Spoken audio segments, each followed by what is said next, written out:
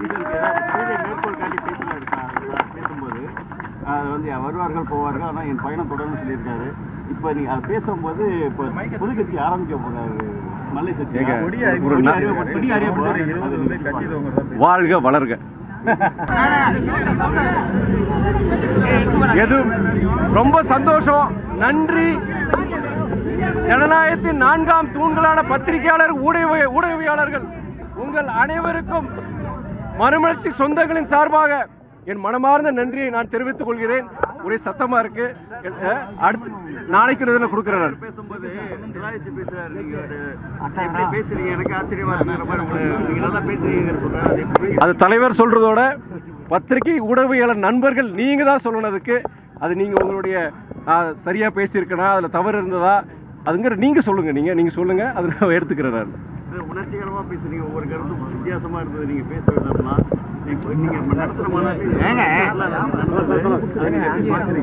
கேட்கல. அதாவது பேரறிஞர் அண்ணாவின் 117வது பிறந்தநாள் விழாவினை ஒரு எழுச்சிமிகு மாநாடாக இங்கே திருச்சி சிறுகனூரில் மறுமலர்ச்சி திராவிட முன்னேற்ற கழகத்தின் சார்பாக நடைபெற்றது.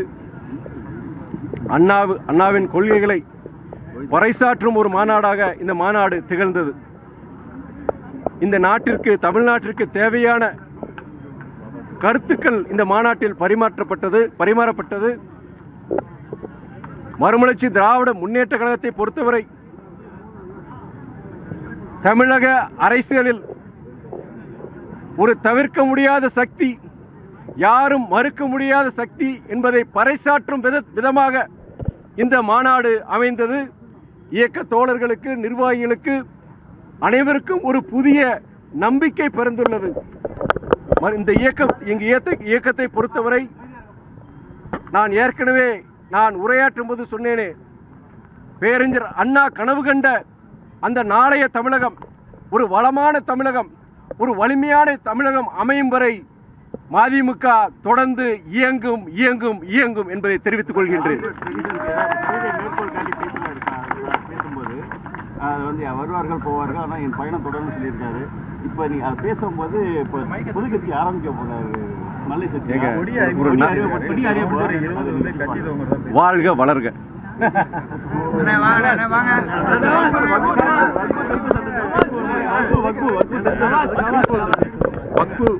வக்ஃபு திருத்த சட்டத்துக்கு பொறுத்தவரை நான் நாடாளுமன்றத்தில் அந்த வக்ஃபு திருத்த சட்டத்தை குறித்து நான் விரிவாக பேசினேன். அது இஸ்லாமியர்களின் உரிமையை பறிக்கும் ஒரு சட்டம். அந்த சட்டத்தை திரும்பி பெற வேண்டும் என்று நாடாளுமன்றத்தில் மட்டுமல்ல மக்கள் மன்றத்திலும் எங்கள் இயக்கம் மறுமலர்ச்சி திராவிட முன்னேற்ற கழகம் அந்த கருத்தை ஆழமாக பதிவு செய்தது. தொடர்ந்து இதுபோன்ற, அதாவது இஸ்லாமியர்கள் மட்டுமல்ல, இந்த நாட்டில் உள்ள கிறிஸ்துவர்கள், மைனாரிட்டிஸ், மொத்தத்தில் அவங்க அனைவரையும் அச்சுறுத்தும் விதமாக ஒன்றிய பாஜக அரசு பல சட்டங்களை கொண்டு வருகின்றது.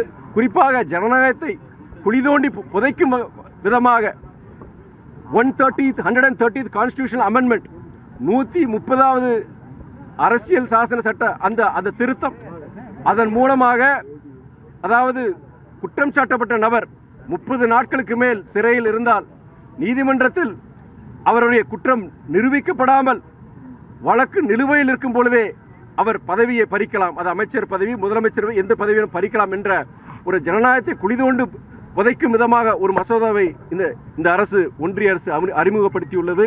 இது போன்ற பல விஷயங்கள் இது ஜனநாயகத்திற்கு நல்லதல்ல, இந்திய அரசியல் சாசன சட்டத்திற்கு உட்பட்டது அல்ல என்பதை எங்கள் மாநாட்டில் அழுத்தமாக அந்த கருத்தை பதிவு செய்தோம். இது போன்ற விஷயங்கள், ஜனநாயகத்துக்கு புறம்பான விஷயங்கள் பொறுத்த வரைக்கும் தொடர்ந்து இந்த ஒன்றிய அரசு செஞ்சுட்டு தான் இருக்கு. அதுக்கு தொடர்ந்து மதிமுக எதிர்க்கும்.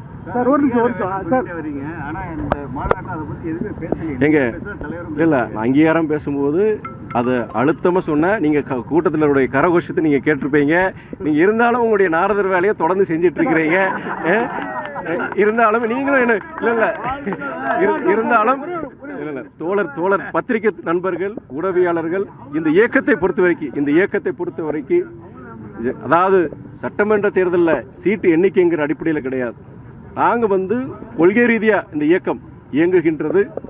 அது விஷயம் அங்கீகாரங்கிறது பல விஷயத்தில் நீங்கள் மக்கள் மத்தியிலையும் ஒரு அங்கீகாரம் வரும்பொழுது கண்டிப்பாக தேர்தல் காலங்களே அதுக்குண்டான அங்கீகாரம் கிடைக்குங்கிறதா உங்களுடைய நம்பிக்கை. சார் ஒரே நண்பரும் சொல்லுவாங்க. சரி, இப்போ உங்களோட கட்சியோட இருக்கக்கூடிய நட்பு என்பது, அந்த கூட்டணி நட்பு என்பது எப்படி இருக்கு? அது இன்னும் எவ்வளவு காலத்துக்கு தொடர்வதாக இருக்கு? நாங்கள் 7 ஆண்டுகளுக்கு முன்பு இந்த இந்த திராவிட முன்னேற்ற கழக தலைமையிலான கூட்டணியில் நாங்கள் இணைந்தோம். இது 8வது வருடம் இந்த கூட்டணி தொடர்கின்றது. எந்த நோக்கத்திற்காக இந்த கூட்டணியில் இணைந்தோமோ அந்த நோக்கம் இன்றும் தொடர்கின்றது. சில விஷயங்கள் பொறுத்தவரைக்கும் நீங்கள் 100% எல்லாத்துலேயும் சந்தோஷம் மகிழ்ச்சிங்கிற சொல்ல முடியாது. ஒவ்வொரு இயக்கம் இந்த கூட்டணியில் பல இயக்கங்கள் இருக்கிறாங்க. காங்கிரஸ், பொது உடைமை இயக்கங்கள், பல இயக்கங்கள் இருக்கிறாங்க. எல்லாருக்கும் 100% அவங்களுக்கு பொறுத்த வரைக்கும் எல்லாருமே சந்தோஷம் சொல்லுவோம். சில வருத்தங்கள் இருக்கும். ஆனால் எல்லாரும் ஓரிடத்துல நாங்கள் ஒரு இணைகிறோம். அது என்னன்னா, இந்த தமிழ்நாட்டை பொறுத்த வரைக்கும் இந்த மதவாத சக்திகள் வேரூன்ற கூடாதுங்கிற அந்த ஒரு ஒற்றை இலக்கில் நாங்கள் எல்லாரும் ஒன்றா சேரோம். நாங்கள் அந்த நோக்கம் தொடர்றதுனால இந்த கூட்டணி வலுவாக தான் இருக்குது. கண்டிப்பாக இந்த கூட்டணி தொடர்ந்துதான் சொல்ல முடியும். மதிமுகவுக்கும் திமுகவுக்கும் ஏதாவது கொள்கை ரீதியான வேறுபாடு இருக்கா? நாங்கள் இரண்டுமே திராவிட இயக்கங்கள் தான். திமுகலேருந்து பிறந்தது தான் மதிமுக. கொள்கை ரீதியாக பெரிய வித்தியாசங்கள் கிடையாது.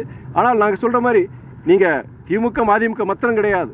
காங்கிரஸ், இன்னைக்கு கம்யூனிஸ்ட் இயக்கங்கள் எல்லாருமே வந்து பார்த்தீங்கன்னா நாங்கள் வந்து ஒரே ஒரு விஷயத்தில் நாங்கள் எல்லாம் ஒன்றா இருக்கிறோம். நாங்கள் அந்த விஷயம் பொறுத்த வரைக்கும்னா, இந்த தமிழ்நாட்டில் பொறுத்த வரைக்கும் மற்ற வட மாநிலங்கள் மாதிரி தமிழ்நாட்டில் பொறுத்த வரைக்கும் இந்த மதவாத சக்திகள் இது வந்து இங்கே தலையெடுத்துக்கூடாதுங்கிறதுல இருக்கிறோம். அதனால் வந்து நாங்கள் மறுபடியும் அதான் சொல்கிறேன். நாங்கள் கொள்கை ரீதியாக எல்லாத்துலேயும் முக்கியமான இதில் வந்து நாங்கள் ஒன்றுபட்டுருக்கிறோம். அதில் மாற்று கருத்து கிடையாது. தனித்தனியாக இருக்கிறதுக்கு என்ன காரணம்? எது தனித்தனியாக இல்லையா?